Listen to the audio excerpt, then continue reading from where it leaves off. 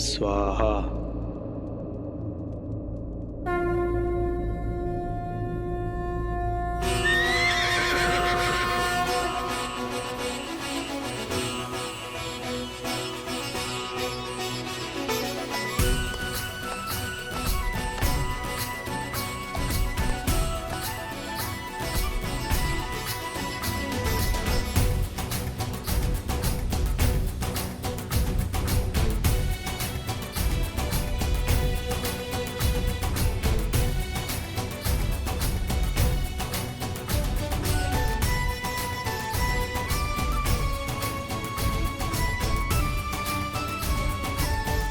शीघ्र ही कार्तिक शुक्ल एकम के दिन अश्वमेध यज्ञ का यह अश्व समस्त भूमि में अपना मुक्त विहार आरंभ करेगा। जय श्री राम! जय श्री राम! जय श्री राम! जय श्री राम! जय श्री राम! कुश, कुश, अब और चला नहीं जा रहा है। भूख लगी है। भूख का राग मत चलाको, चलते रहो। तुम क्या खा रहे हो? खा नहीं जाओ, केवल चबा रहा हूँ। गले के नीचे अभी तक कुछ नहीं उतरा। खा के बोलो कुछ, कुछ समझ नहीं आ रहा। तुमने कहा तो खा लिया। अब तक तो केवल चबा रहा था। इतना भी मूर्ख नहीं हूँ कुछ। मैं यहाँ भूख से मरा जा रहा हूँ और तुम अकेले फल खा रहे हो। भूल गए मैं किसका पुत्र हूँ? माता सीता। ये कैसी प्रतीति है, कैसा आभास है यार। एक और लगता है कि कुछ बहुत शुभ घटने वाला है, तो दूसरी ओर लगता है कि कुछ ऐसा घटा है जिससे भक्ति की पावन डोर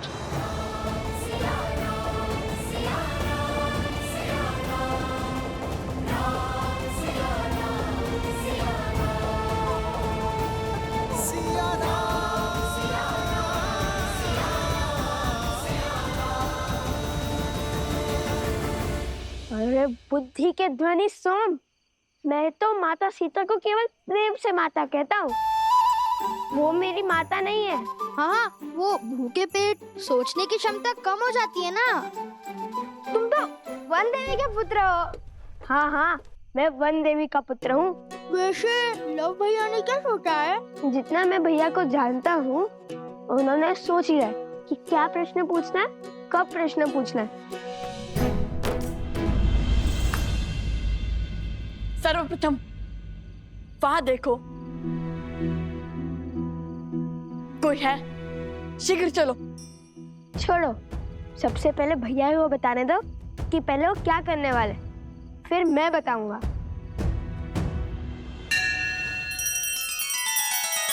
श्री रामचंद्र कृपालु भजु मन हरण भव भय दारुणम नव कंज लोचन कंज मुख कर कंज पद कंजारुणम।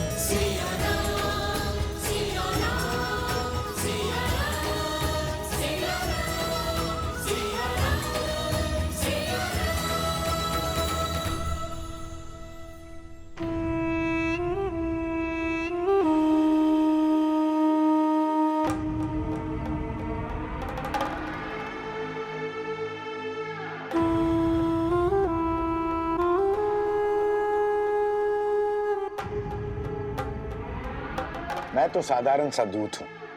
यहाँ की सूचना वहाँ और वहाँ की सूचना यहाँ लाता हूँ। किंतु आप लोग तो ऋषि कुमार है ना?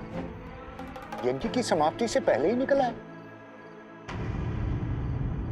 जिस जगह पर हमारी राजकुमारी के साथ इतना घोर अन्याय हुआ हो, वहाँ हम कैसे रुक सकते हैं?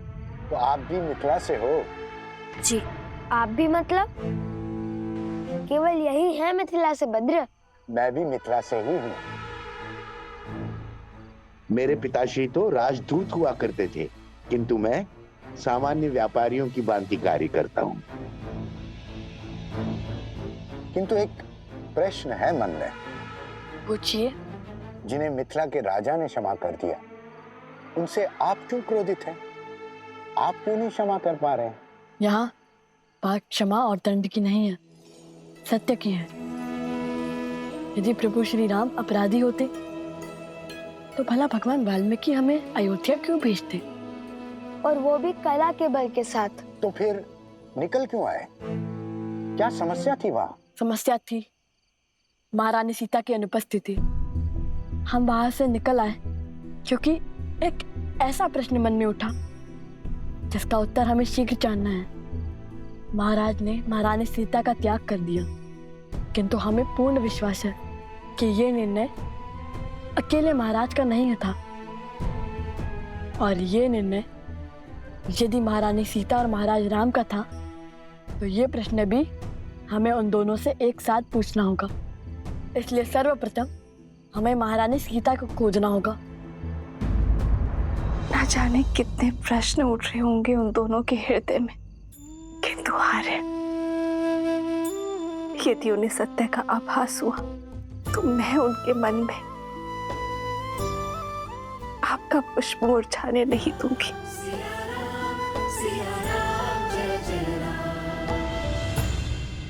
तो आप महारानी सीता को खोजने निकले हैं? कैसे खोजेंगे? एक ही मार्ग है जो भैया ने सोच रखा है, किंतु मैंने अभी तक तुम्हें वो मार्ग बताया नहीं है। इसलिए सब जानने के लिए आतुर है। भैया आप कब बताएंगे? हमें अश्वमेध यज्ञ को रोकना होगा। किंतु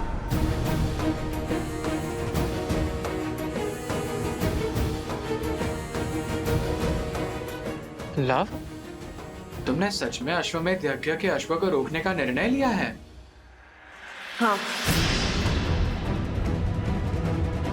माता सीता को खोजने के लिए हम अश्वमेध का अश्व रोकेंगे।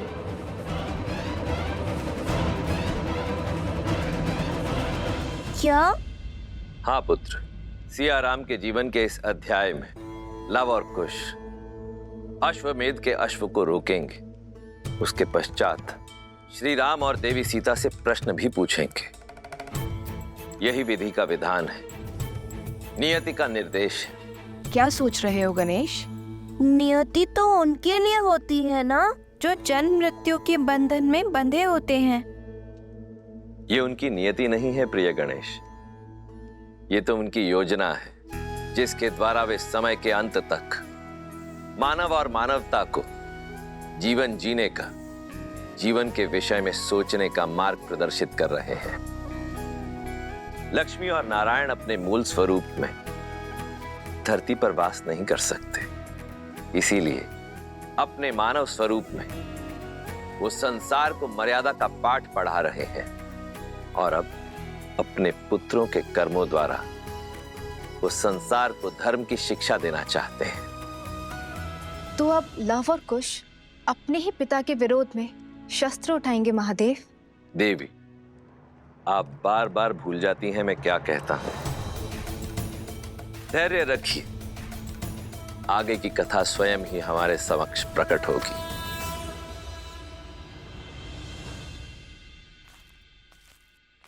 बहुत देखो, वो देखो,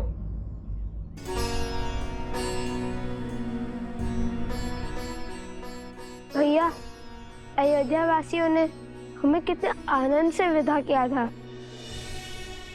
क्या कहेंगे उन्हें?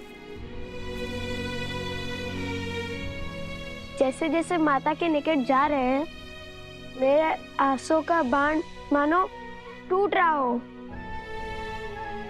कुश, अब हम बड़े हो गए हैं, हमें अपनी भावनाओं को संयम में रखना होगा। भैया अभी हम बड़े कहाँ हुए? अभी तो हम श्री राम से, उनके भाई से और हनुमान जी से कितने छोटे हैं। यहाँ तक कि उपगुरु से भी छोटे हैं। पहले भी छोटे थे। पहली बात, बड़ा होने का अर्थ किसी और से बड़ा होना नहीं होता कुश। और दूसरी बात, कोई भी आयु से बड़ा नहीं होता। बड़े तो अनुभव से होते हैं, और भगवान वाल्मीकि के आशीष से हमने तो अनेक अनुभव हुए हैं ना।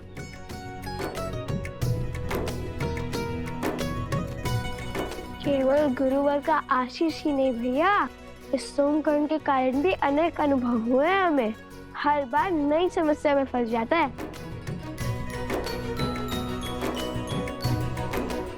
चलो।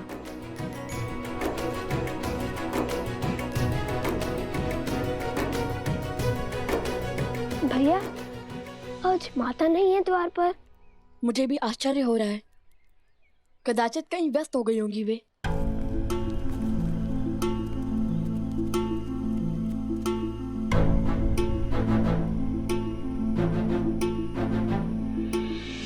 कैसी है श्री राम की अयोध्या?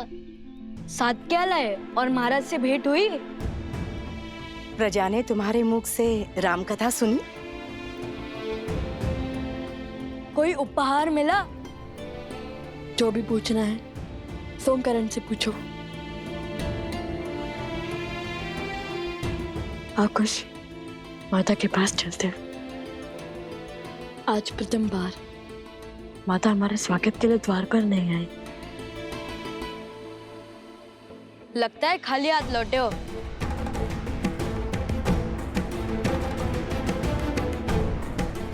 कदापि नहीं।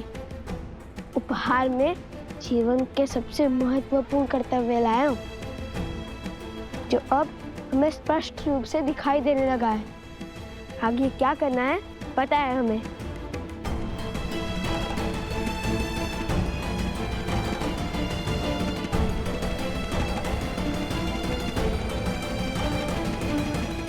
ओम के आकार वाले पर्वत और पवित्र नर्मदा नदी से घिरा स्वयंभू ओंकारेश्वर ज्योतिर्लिंग मंदिर। इनके दर्शन मात्र से जीवन के समस्त कष्ट समाप्त हो जाते हैं। विशेषतया कर्क राशि वालों को इनके दर्शन एवं पूजा अवश्य करनी चाहिए। ऐसे दिव्य ज्योतिर्लिंग का VIP दर्शन व रुद्राभिषेक का सुनहरा अवसर लेकर आया है हरिओम ऐप, जहां आप बिना लंबी कतार पंडित जी के सानिध्य में इस सेवा का लाभ ले पाएंगे। आज ही डाउनलोड करें हरिओम ऐप और पाए महादेव की कृपा। प्रभु, उन 2 ऋषि कुमारों ने गीत तो अद्भुत गाया। मैं तो अभी तक उनकी धुन में थिरक रहा हूँ प्रभु। प्रभु, उनका गायन और गान असाधारण था। असाधारण तो उनके गुरु है हनुमान, त्रिकालदर्शी भगवान वाल्मीकि। हाँ प्रभु, उन्हीं के आश्रम में तो रहते हैं वो दोनों। मुझे लगता है अयोध्या की सीमा से अधिक दूर नहीं होगा वो आश्रम। सूर्यवंश के इन सूर्य का तेज अयोध्या तक नहीं पहुंचना चाहिए, श्री राम तक भी नहीं।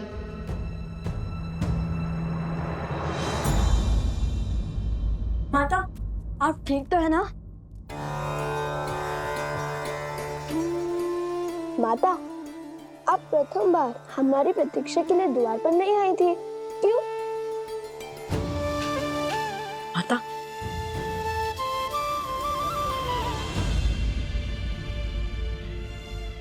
आपका हाथ तो तप रहा है।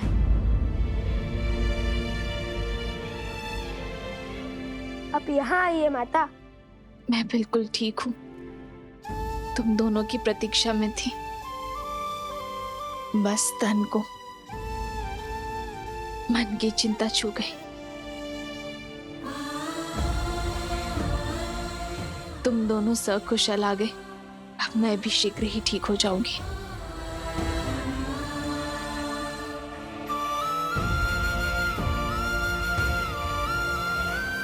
मैं अभी आपके लिए जड़ी बूटी लेके आता हूँ।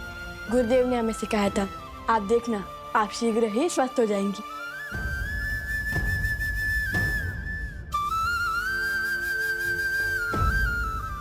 पात्र ले आओ कुश। अभी आया माता।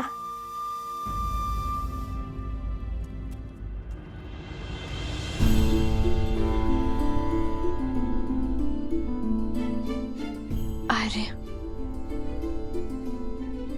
मैं इनसे अयोध्या के बारे में कैसे पूछूं? एक और मन करता है कि अयोध्या की कुशलता के बारे में पूछूं, तो दूसरी ओर अयोध्या में हुए उनके अनुभव का विवरण जानने से भयभीत भी है।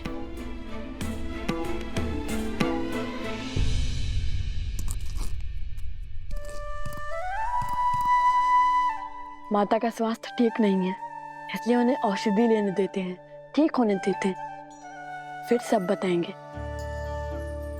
किंतु अभी ये माता का विश्वास टूटा तो उनका स्वास्थ्य और बिगड़ जाएगा। यदि उन्होंने पूछा तो? तब की तब देखेंगे, किंतु तब तक तुम माता के पास रहो और हाँ, उनसे अच्छी अच्छी बातें करना। नहीं नहीं नहीं, नहीं। मैं नहीं कर पाऊंगा। मैं उत्सुकता में माता को सब कुछ बता दूंगा।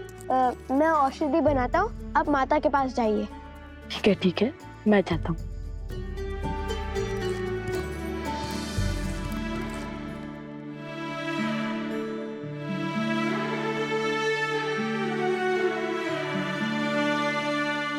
कुछ पात्र में बूटी लेने गया है माता। वो हट कर रहा था कि आपके लिए बूटी वही बनाएगा। पुत्र, तुमने कुछ बताया नहीं। कैसी लगी अयोध्या? सब कुशल है ना वहां? हाँ, सब ठीक है वहां पर। सब कुशल है, पूर्णतः कुशल। तुम दोनों ने प्रभु के दर्शन किए? हाँ, अवश्य। हमने उनके दर्शन भी किए, उन्हें राम कथा भी सुनाई और हम उनसे भेंट भी लाया। अरे नहीं, वो हमें भेंट भी देने वाले थे, किंतु उनके हाथ का धागा टूट गया और उन्होंने वो धागा अपने कलाई से हमारी कलाई में बांध दिया। ये देखिए। जन्म जन्म का है ये संगम, राम रतन सीता वैभव धन।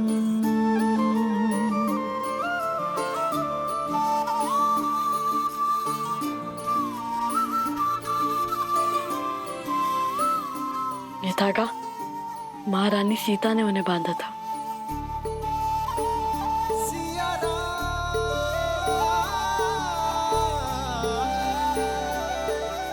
माता,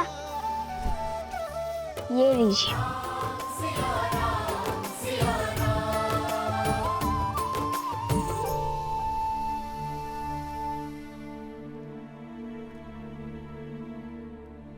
अब आप विश्राम कीजिए माता, हम गुरुदेव से मिलकर आते हैं। कुश, क्या हुआ है तुम्हें? मुख पर इतनी उदासी क्यों है? लाओ, सत्य बताओ मुझे। प्रभु श्री राम ने क्या कहा तुम्हें? माता, श्री राम केवल वीरों के प्रभु हैं, नारियों के नहीं।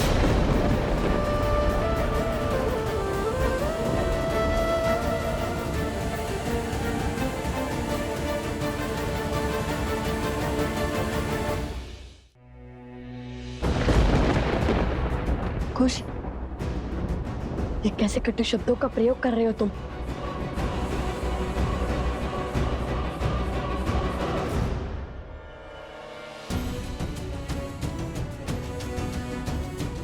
कुश, क्या हुआ? ऐसे कटु शब्द क्यों कह रहे हो तुम? क्योंकि यही सत्य है माता। हमारी संसार की जो श्रद्धा श्री राम में है वो व्यर्थ है।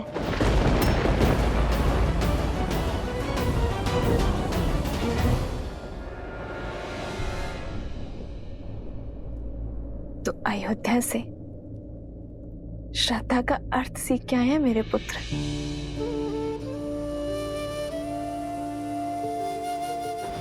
मेरे आराध्य के समक्ष उस दिए को देखो और उसकी बाती को भी।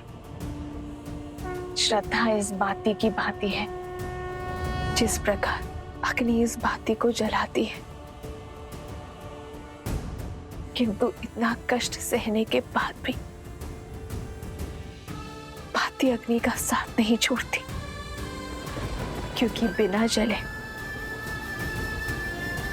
प्रकाश कैसे फैलेगा। प्रकाश फैलाने के लिए बाती को जलना ही पड़ता है। उसी प्रकार श्रद्धा हृदय को पीड़ा तो दे सकती है, किंतु इसका अर्थ ये नहीं है कि तुम श्रद्धा का ही त्याग कर दो। और तुमने तनिक सी पीड़ा देखकर अपने प्रभु के प्रति अपनी श्रद्धा का ही त्याग कर दिया।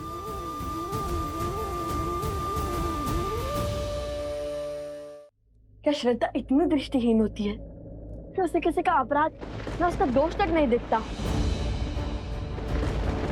गुरुदेव कहते हैं दोषी दोषी होता है, चाहे वो राजा हो या रंक, भगवान हो या भक्त। पर बिना कसौटी किए किसी को दोषी मानना भी स्वयं में बड़ा दोष है। तुमने स्वयं कैसे निश्चित कर लिया कि श्री राम दोषी है? स्वयं कैसे निर्धारित कर लिया कि जिसकी इतने वर्षों से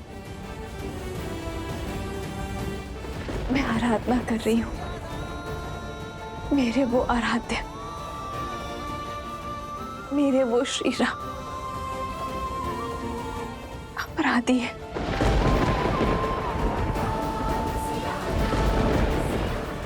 दोष और गुण निर्धारित करने का ज्ञान प्राप्त कर लिया तुमने।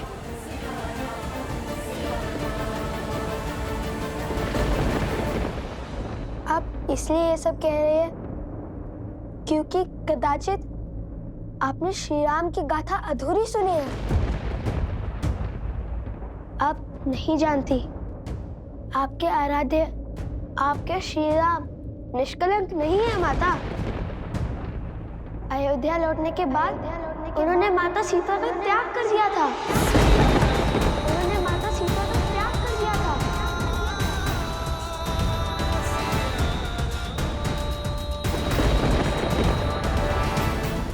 क्या ये अन्याय नहीं है?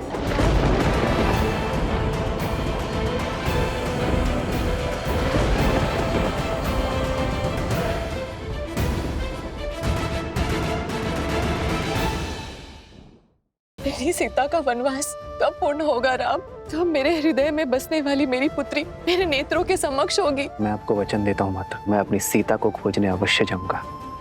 अरे शीघ्र चलो, महारानी सीता से मिलना है या नहीं? अर्थात भगवान वाल्मीकि ने तुम्हें महारानी सीता का पता बता दिया। बरसाना में है श्री राधा रानी मंदिर, राधा कृष्ण के दिव्य प्रेम का अद्भुत प्रतीक। यहाँ राधा कृष्ण को श्री लाडली लाल के रूप में पूजा जाता है। हरिओम ऐप के साथ आप बिना लंबी कतार पंडित जी के मार्गदर्शन में VIP दर्शन कर सकते हैं। साथ ही प्रसाद और पूजा के पुष्प प्राप्त कर सकते हैं। अभी डाउनलोड करें हरिओम ऐप और पाएं बरसाने वाली राधा रानी का आशीर्वाद। श्रीमद् रामायण के सभी एपिसोड्स फ्री देखने के लिए हरिओम ऐप डाउनलोड करें एंड्रॉइड के प्ले स्टोर या iOS के ऐप स्टोर से, या हरिओम YouTube चैनल सब्सक्राइब करें।